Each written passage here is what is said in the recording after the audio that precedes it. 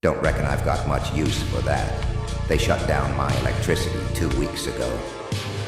I've also got one of those portable televisions. Just swap out the batteries. I've got a pack. I'll throw it in. What are they even playing on the air these days? She tutted, continuing to pull out weeds from her nearly overgrown lawn. I couldn't tell you, ma'am, he began. I don't watch the picture box myself. Well, there you have it, she said, in between a tug from the ground. They used to be everywhere, but I reckon most are broken now. Maybe it's just the silver lining. Life was a whole lot different before we took these hypnotic screens into our homes. Seems like we've always taken whatever distraction we can, doesn't it? Isn't that just our nature? Wouldn't you rather sit back on your couch than tend to your garden all afternoon? Over the garden wall where her neighbors' gardens adjoined hers, he noticed most of them were empty, steeped with dead grass and crawling with weeds. Must be a little lonely here. Surely a little cheerful music and some talking heads would do you good. Not me. I've been in this house tending to my garden for decades. I don't need to know what's going on there, least of all in this loud, spitting box that seems likely to give me a headache. If you don't like it, you can always return it. That's a pass, young man. Whoever's broadcasting the stuff surely doesn't need my attention. Now it might be a bit of a journey before you find your next sale. I suggest you get on the road while the sun's still up. Although the sun was up, it appeared more so shattered to the horizon, spilling into fat shards of amber, red, and yellow light poking out of dark clouds. The highway stretched endlessly, a decayed ribbon cutting through the desolate landscape. Rusted cars lined the edges, forgotten relics of a time when life bustled along this now forsaken route. The sky, a perpetual gray, seemed to press down with the weight of 1,000 sorrows. It was a world where even the illusion of hope had been burned down to a stub. Only frantic cries were left to articulate the dreams once possessed by the human race. Cries that would be left largely unheard. The man trudged along the cracked pavement, his boots stirring up small clouds of dust with each step. His clothes were worn, and his face bore the lines of countless hardships. He had no destination, only a vague sense of moving forward, driven by a need he couldn't quite name. Ahead, a flicker of light caught his eye. It was a small coffee diner, a beacon of warmth in an otherwise cold and indifferent world. The sign above the door, though faded and barely legible, still declared it to be Maggie's place. Pushing open the creaking door, he stepped inside. A boy stood at the edge of the stony school grounds. The yard, once a place of laughter and youthful energy, had become a crevice where students clustered in small groups, their faces drawn and listless. In the very corner, most of them smoked away cigarettes, and a few other scents unknown to his senses. All of the children's eyes reflected a deep-seated weariness. Even as the air was thick with the stench of corruption, so too did the buildings, the roads even, the teachers becoming shoulder shruggers, a little dead on the inside too. His feet crunched on the gravel path as he shuffled towards the entrance. The walls were covered in graffiti, the colors faded and peeling. Broken windows and rusting metal framed the scene, adding to the sense of abandonment. The boy's heart sank as he passed by his classmates, their conversations a mix of bitter cynicism and resigned despair. It was a place where hope seemed to have withered away, replaced by a pervasive sense of futility. In the classroom that day, the teacher talked through, rather listlessly, an old map, but told everyone that dragons weren't real, despite the symbols appearing scattered across the ocean. As the school day drew to a close, he noticed a man walking past the entrance of his school. The man wore a hat, and his movements were deliberate and precise. He was clearly some fancy businessman or government agent or something like that. The boy was drawn to him after his disappointment with the lack of dragons, curious about his purpose. The man walked away from the school, heading towards a popular cafe that the boy frequented. The cafe was a local hangout, filled with familiar faces and the hum of conversation. As the boy entered, he saw the man in the hat sitting at a corner table, talking to another man. The atmosphere in the cafe was warm, calm, even familiar. The boy took a seat near the counter, ordering a drink and watching the man in the hat. After a while, the man got up and left, but he seemed to have left something behind, a note on the table. The boy's curiosity got the better of him. He approached the table and discreetly picked up the note. I saw the van pull up. "You're a salesman, aren't you?" She brought the coffee to him, setting it down with a gentle click. "Something like that. I kind of fell down a corporate position, but still had a bunch of their products in my house. That's about all I have left." "Oh dear. With just about everyone losing their job, it's damn awful you had to go through that, too." One day I turned up to work. The past 2 weeks of work I had done was missing from my drawer. My IT and computer were completely wiped. I went to speak to my supervisor, but discovered my new line manager was some greasy-faced kid who mispronounced the name of the company and my former supervisor's surname, who was now the CEO of the company. The worst part was, each of my colleagues had taken their part to get me there. "Oh, goodness. Sounds like you've suffered quite the conspiracy," she laughed, almost whimsically. "What happened? Karen stole your stapler?" If only. One of them managed to stage a scene where it sounded like I was asking out a junior colleague because she had hinted to her that I might be interested in her. This was in front of senior management, and was really the first domino that struck down the rest of my admittedly banal reputation at the time. Then came Richard, my boss. For an obvious but intractable reason, he was called the Static Man. At first glance, you might take it to refer to his publicly known personas as the company's chief broadcaster. But that wasn't the real reason. I found out the truth of that when he called me into his office just after I had come in to protest against my dismissal. "When I gave you this job, I didn't expect exceptionalism from you, but I did expect you to be a team player. You're lucky we didn't get legal involved. That would have been some nasty business for you. I suggest you hit the highway." "Oh, good Lord," she bemoaned. "There's no need to dwell on such things. They're all out of work too now. Hell, I don't know how much longer I can keep this counter of mine open. Don't reckon I'll see another face for some weeks when you're gone," she said, a hint of sadness creeping into her voice.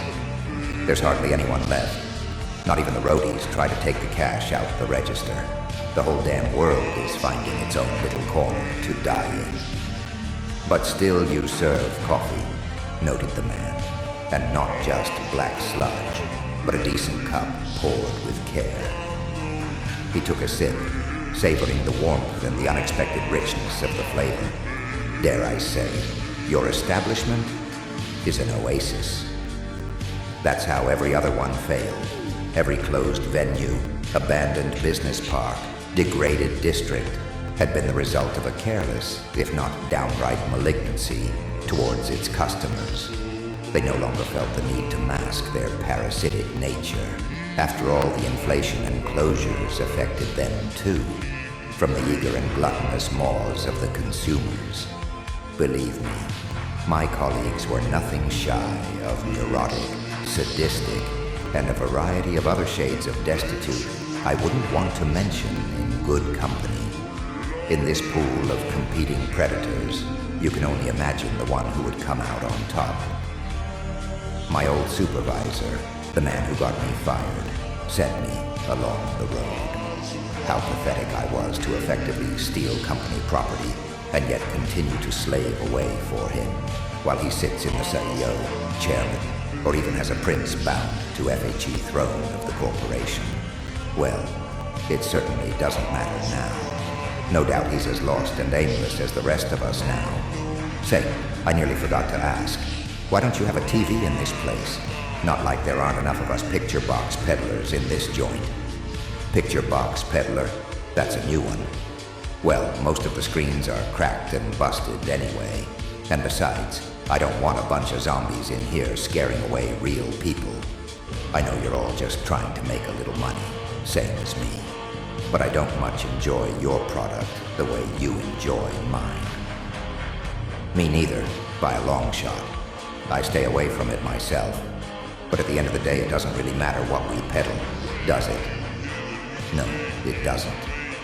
He nodded, and then took a final sip of his coffee, savoring the warmth. I'll be back on the road now, he said, standing up and placing a few coins on the counter. You could come with me, if you like. The woman shook her head, her expression remaining calm. No thanks, she replied. There might be another person in need of my coffee.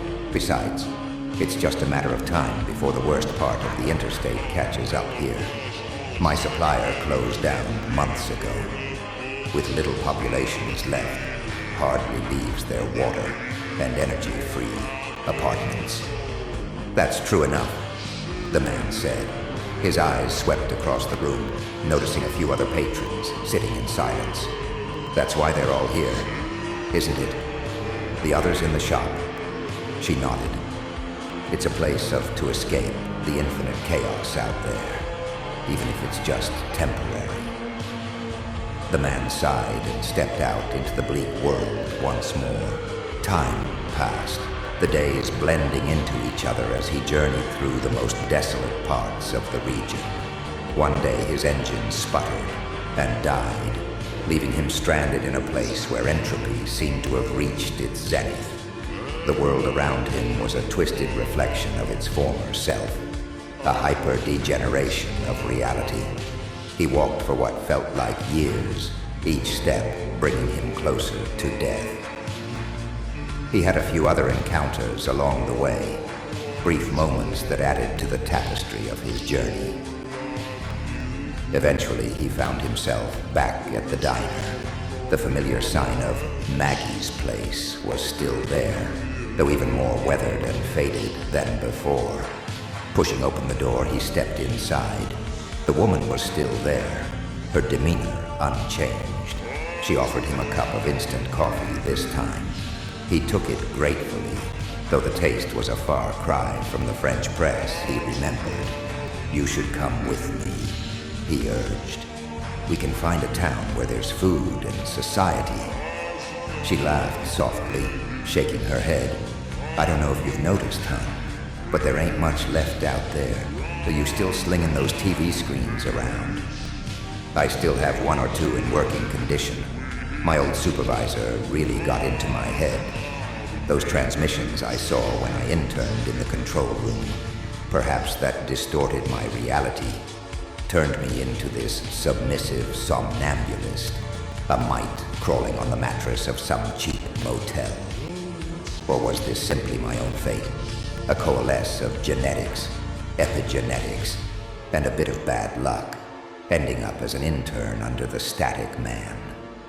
After I experienced the transmissions that time in the signal tower, some kind of electromagnetic blast right to my cerebral cortex, I could only see actual static on the TV screens, hence why I pulled this rogue salesman stunt. At least I'd never get high on my own supply. Yet here I am, still trying to make a quick buck and preserve the divine message of an elder god from a corporate cult, where I was stuck, intentionally by Richard, to indefinitely chase my tail in middle management. But then, there's you. Even now, the man said, his voice barely above a whisper. Who are you, really? How about one last cup of coffee? She offered. It might be time for me to close up shop soon. But then, Richard stepped in. "Didn't expect to see you here," Richard said with a cold sneer, enjoying watching the man freeze like a deer in headlights, the cup of coffee trembling slightly in his hand. "Richard," he whispered, disbelief and bitterness lacing his voice. Richard ignored the man and looked at the woman. "I see the place is still standing," he said, his tone dripping with condescension. She nodded slightly, her eyes never leaving Richard's face. "Barely. But it's here." Richard smirked, surveying the room. "Quite the operation you have here. Surprised it hasn't crumbled like everything else." The man felt a surge of old anger, memories of past grievances surfacing unbidden. The dismissals, the sneers, the cold indifference. He could feel them all, as raw as ever.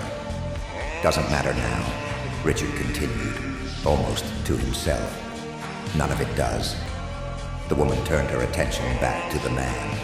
"Care for another cup before you head out?" she asked gently. He nodded, unable to speak. As she poured, Richard leaned against the counter, his presence a dark reminder of everything the man had lost. "So, where are you headed?" Richard asked casually, as if they were old friends catching up. Then he pulled out a large metallic lighter, a bulging skull on its face. "Mind if I smoke in here?" he said, already lighting up one of his lucky strikes. "I didn't realize anyone smoked that terrible brand," barked the waitress. "But you paid for them so you can smoke in here. But you really ought to ask next time." "Is that right?" came back Richard, a forced banality over the tone of his voice. "You always smoked that brand," the man observed. "That vending machine would have had the worst tasting brands left. All the smokers who have traversed this highway left them over for you. That's something I didn't know we had in common, Richard. Some part of you, some deep part of you, I should say, perhaps your soul. Whatever your makeup, you long for the most depraved, the worst of humanity, a swirl of impulses that make you no better than a wild animal, thrashing, gnawing, and enacting the fantasies from the furthest reaches of your abyssal nightmares. You smoke the worst brands of cigarettes, and here you are, in the twilight of the end of the world, getting served by a woman you shut down business. The only reason I ended up on this highway was because I was trying to sell televisions produced by your corporation to serve your broadcasts. You think the broadcasts come from me. You are the executive of Global Communications Network, not to mention the host of the airwave. You must have wormed your way into the psyche of millions, driving your own deathly instincts and impulses. I should know. I was in the control room. You swarmed my subconscious with signals, Richard. Anyone exposed to those transmissions found some strange side effects. I was experiencing some kind of dark Kabbalah because of you. You told me I was going up to meet the big cheese. Those airwaves of yours were more than just recordings of sound and video. No, those lights, sounds, sensations felt like a nuclear bomb going off. No one could look away from the screen when your show was on. But I had to tune the signal in the control room to get it just right, to get everyone dancing to your tune. The parcel has to stop being passed around eventually. But at least now the game's over for all of us, not just you. So let me see if I have this right. You intern for me, try to get in my good graces and work your own ambitious neck up the ladder, hanging on my coattails. You fumbled the bololo big time. And now you have the nerve to tell me that I'm the worm, that I'm somehow the villain, because I was the one who signed the papers and said the words on the screen. All of us played our part, but you always drifted along like a piece of flotsam. Now, tutted the waitress. I'm afraid I'm going to have to ask you to sit apart. Why don't you grab your own table, Richard? Then there's you, began my old supervisor. I've got no idea what you are, but you give me the chills, which isn't something I've experienced since I was a young boy. Since we're all here, in this dying ember of the world, why don't you grace us with your secret? Him? Yes, you know, she said, her arms folding. Maybe when you've cooled off at that corner table over there, I'll consider sharing it with you too. My former supervisor was a large man, well-built, an athletic figure that held up even in his middle age. His background as a surgeon, athlete, and boxer culminated in a man whose path no one in their right mind would want to cross. The reason he was called the Static Man was because whenever he got silent, it meant something truly awful was about to spew from his mouth. This time, however, he was fumbling through incoherent thoughts and phrases, his face shifting into a red hue I didn't think was even possible on his usually stalwart visage. It gave me a gentle chuckle to see him stomp off like a child told off, sitting down where he was told to. Glad he's gone. I can't tolerate obnoxious customers for very long. Don't think you're going to skip out on the answer, though. Of course not, hon.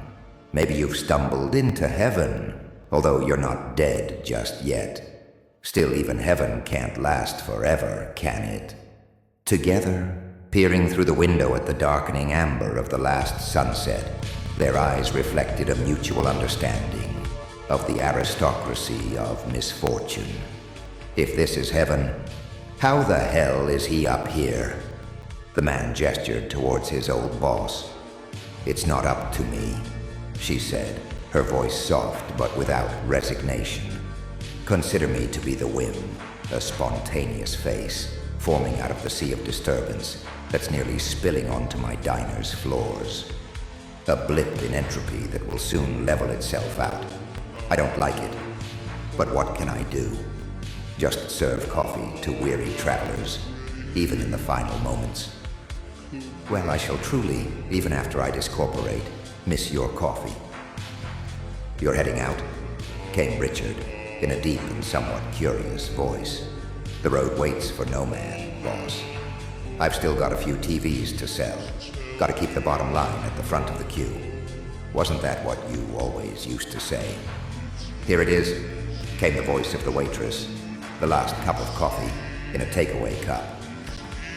Hey, I wanted one, came the annoyed remark of Richard, who once a looming shadow in my life, the crux of my anxiety, was reduced to nothing more than an unwanted child. The woman handed the man his coffee. Be safe out there, she said softly, as he stepped into a boundless, formless fog. I wouldn't worry about what's there, bemoaned Richard, already a third way through his box of lucky strikes. The sun's about to set.